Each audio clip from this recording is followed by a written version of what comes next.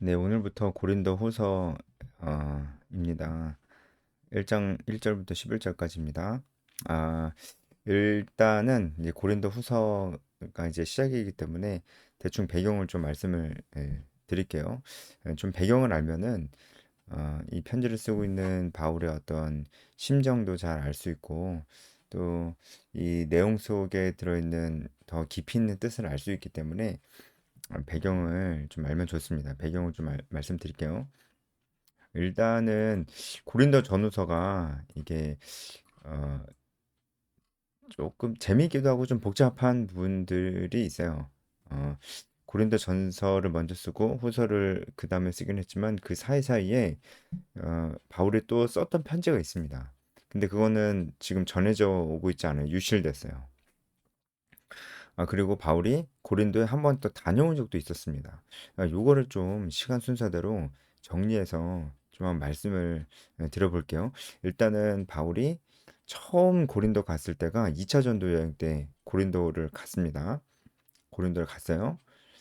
그리고 2차 전도 여행이 끝나고 3차 전도 여행 때 바울은 에베소에 주로 있었습니다. 그리고 고린도 전서도 이 에베소에서 썼습니다. 근데 이 고린도 전서를 쓰기 전에 바울이 그 전에 썼던 편지가 있었어요. 이 편지가 유실돼서 전해져 내려오지 않습니다. 어, 이거를 뭐 그 사도 서신이라고 하는데요. 음, 대충 그 편지에는 바울이 앞으로 고린도를 어떻게 방문하게 될 것이다. 라는 그런 얘기들이 써 있었던 것으로 우리가 고린도 전서를 보면서 유추를 할 수가 있는 거예요. 먼저 편지를 한번 썼었어요. 그리고 디모데를 파송을 했어요. 이 얘기도 고린도 전서에 있죠. 그 다음에 고린도 전서를 썼습니다. 이 디모데를 파송했던 일이 오늘 우리가 볼 고린도 후서 1장 말씀에도 있습니다. 고린도전서를 발송을 했죠. 이 고린도전서에는 바울이 어떻게 고린도에 가게 될 것인지 맨 처음에 밝혔던 계획과 좀 변경된 계획을 또 얘기를 했어요. 이렇게 이렇게 가겠다.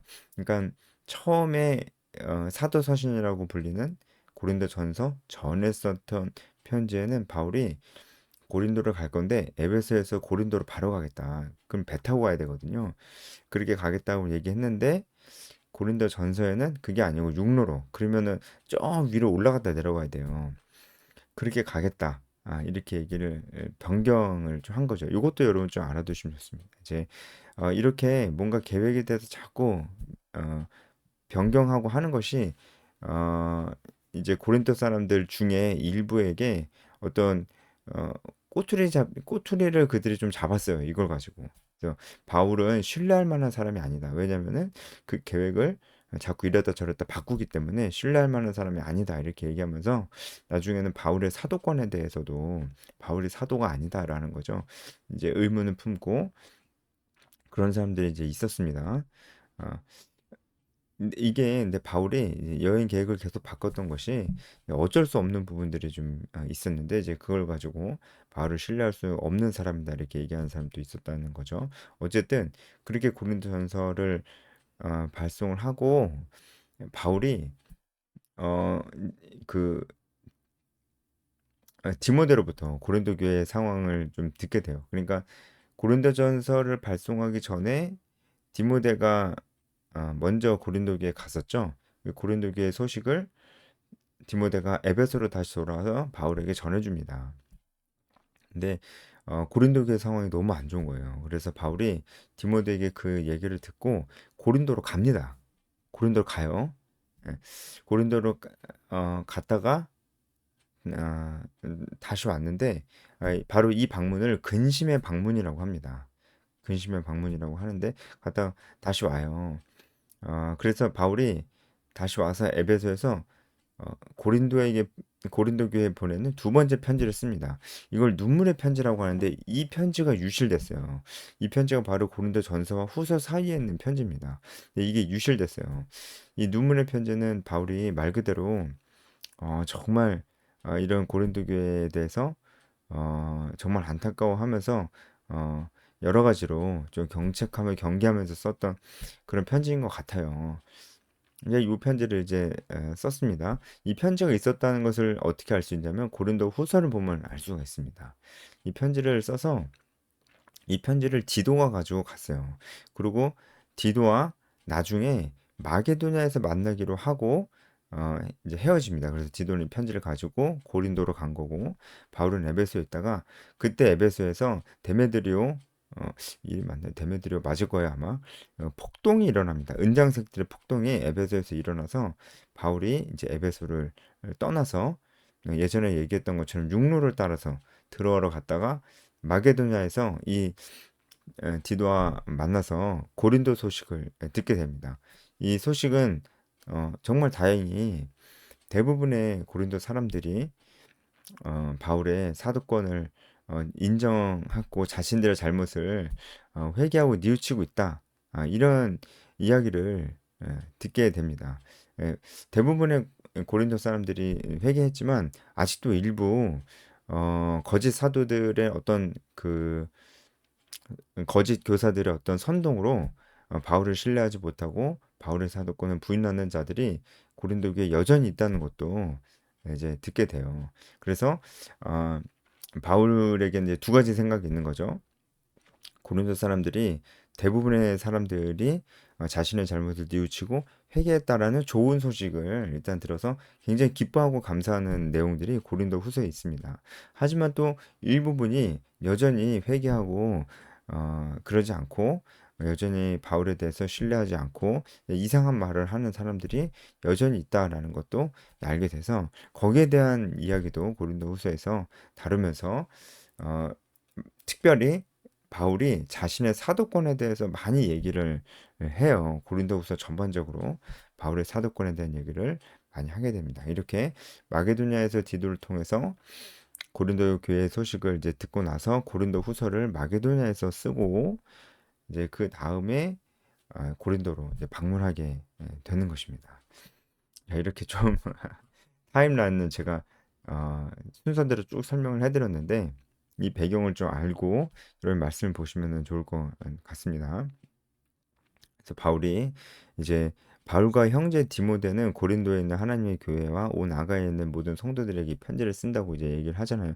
여기서 디모데를 언급하고 있는데 디모데를 언급하는 이유는 이 디모데가 바울이 파송을 해서 고린도 교회 갔다가 다시 왔잖아요. 그 내용이 고린도 전서에 있잖아요. 그래서 바울이 고린도 교회에 디모데를 보낼 때도 어, 고린도 교회에게 그를 업신여기지 말 것을 어, 당부하고 이렇게 보냈는데 고린도 사람들이 디모데의 연소함으로 그러니까 나이가 어린 것을 이유로 어, 좀 무시를 했었던 것 같습니다. 그러니까 성공적이지 못했어요. 디모데에게는 굉장히 힘든 시간들이었겠죠. 그리고 이제 다시 에베소, 바울이 있는 에베소로 다시 돌아온 거예요. 그래서 어, 근데 여기서 바울이 지금 디모데에서 대해서 언급하는 것은 그럼에도 불구하고 디모데는 여전히 바울과 함께 하는 자이고 디모데의 어떤 위상을 그 권위를 좀 세워주기 위해서 디모데에 대해서 언급한 것으로 보고 이제 있습니다. 그리고 지금 이 편지를 받는 수신자가 단순히 고린도 교회뿐만은 아니라는 것을 또 일절을 보면 알 수가 있어요. 이 편지를 받는 수신자가 온 아가야에 있는 모든 성도들에게 쓰는 편지입니다. 특별히 고린도 교회에게 쓰는 편지지만 아가야에도 많은 교회들이 있었거든요. 이 아가야가 넓은 지역이잖아요. 이 지역에 있는 모든 성도들에게 쓰는 편지다. 그러니까 이것은 회람 서신입니다. 회람. 그러니까 돌아가면서 읽는 그런 서신으로 바울이 이제 쓴 것이라 볼 수 있습니다. 그러니까 단순히 이 편지에는 고린도 교회의 상황에 대해서 얘기하는 거기도 하지만 좀 보편적인 상황 속에서도 어, 우리가 좀 알아야 되고 읽어야 되는 이 당시의 성도들도 알아야 되고 읽어야 되는 그런 부분들이 있었기 때문에 온 아가야에 있는 모든 성도들에게 이 편지를 쓴 것입니다. 하나님 우리 아버지와 주 예수 그리스도로부터 은혜와 평강이 있기를 원하노라. 이 말씀 바울 서신데 바울이 처음 인사말로 많이 이제 하는 건데요. 제가 예전에도 한 두 번 정도 말씀을 드렸던 것 같은데 은혜와 평강이 있기를 원하노라. 이 말씀이 인사의 의미로 이렇게 얘기하는 거기도 하지만 의미가 또 있다고 그랬어요. 은혜라는 것은 구원의 원인이고 평강이라는 것은 구원의 결과입니다. 그래서 우리가 항상 우리가 어떻게 구원받았는지 그것은 은혜라는 것을 항상 잊지 말아야 될 것을 이 인사말과 함께 전하는 것이기도 하고요. 또 평강, 구원이 우리에게 가져다 준 가장 큰 선물이 있다면 평강입니다. 이 평강 안에 너희들이 있어야 된다. 라는 것을 또 얘기해 주기 위해서 은혜와 평강이라는 이 단어를 이런 표현을 쓰고 있는 것이다라고 우리가 또 볼 수 있습니다. 찬송하리로다 그는 우리 주 예수 그리스도의 하나님이시오 자비 아버지시오 모든 위로의 하나님이시며 하나님에 대해서 찬송하고 하나님 얼마나 위대하시고 높으신 분이지를 이제 찬양하면서 시작을 하는 것이죠.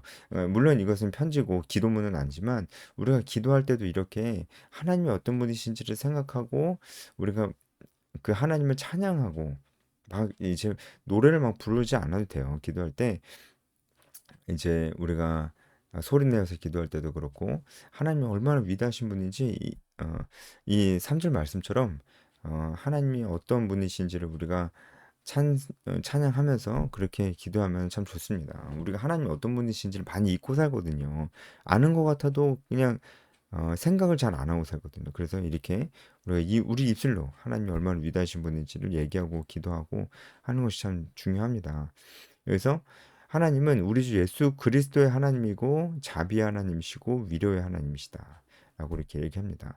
왜냐면 지금 바울이 굉장히 많은 환난 가운데 있었거든요. 근데 하나님께서 보호해 주셨다는 거죠. 그분이 바로 우리의 위로의 하나님이시고 지금 고린도 교회도 쉽지 않은 상황인 것 같아요. 그런데 너희도 그 고난 가운데서 능히 이겨낼 수 있을 것이다. 왜냐하면 우리 하나님이 위로의 하나님이시기 때문에 너희들 잘 이겨낼 수 있을 거야. 우리도 환난이 있었는데 위로의 하나님이 우리를 도와줬어. 그러니 너희도 도와주실 거야. 우리가 같이 소망을 갖자. 이런 내용들이 이제 쭉 이어집니다. 4절 우리의 모든 환난 중에서 우리를 위로하사 우리로 하여금 하나님께 받는 위로로서 모든 환난 중에 있는 자들을 능히 위로하게 하시는 이시로다. 우리의 모든 환난 중에서 우리를 하나님께서 위로하셨다고 이렇게 얘기합니다. 우리로 하여금 하나님께 받는 위로로서 모든 환난 중에 있는 자들을 능히 위로하게 하시는 이시로다. 여기서 능히 모든 환난 중에 있는 자들이 이제 고린도 교회도 얘기하는 거겠죠. 그래서 하나님께서 그러니까 바울 일행을 위로하셨듯이 너희들도 하나님께서 위로해 주실 거다. 그걸 바란다.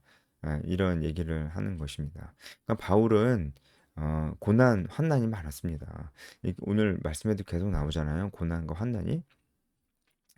어, 이 고난과 환난이 구체적으로 어떤 것을 가르치는지는 잘 알 수가 없습니다. 에베소에 있었던 그 폭동 사건일 수도 있고요. 하지만 우리가 정확히 여기서 말하는 환난이 무엇인지는 알 수가 없습니다. 어,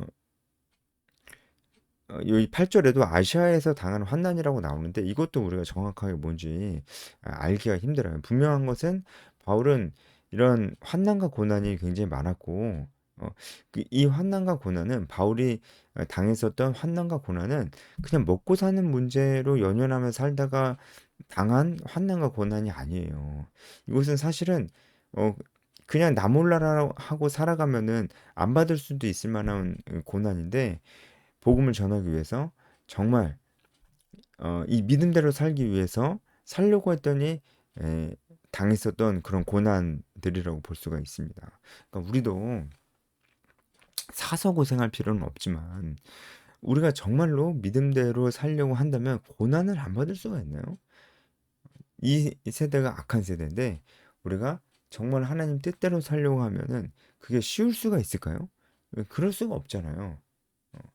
그리고 그냥 쉽지 않다. 이 정도가 아니고 정말 우리는 어, 고난 가운데 있을 수 있습니다.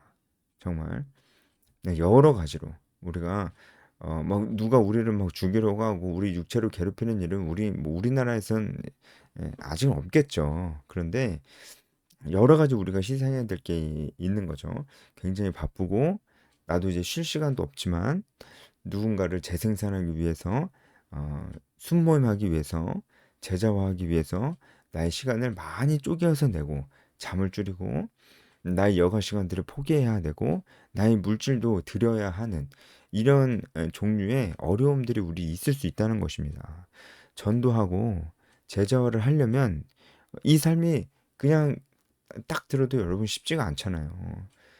하지만 쉽지 않은 거 알고 있지만 그럼에도 하나님께서 우리에게 명령하신 지상 명령이 있기 때문에 우리가 복음을 전하려고 계속 한번 해보는 거예요. 어떨 때는 진짜 너무 바쁘고 내 자신을 컨트롤하기에도 너무 힘들지만 그래도 복음을 전하고자 하는 이 마음을 계속 포기하지 않고 가지고 있는 겁니다.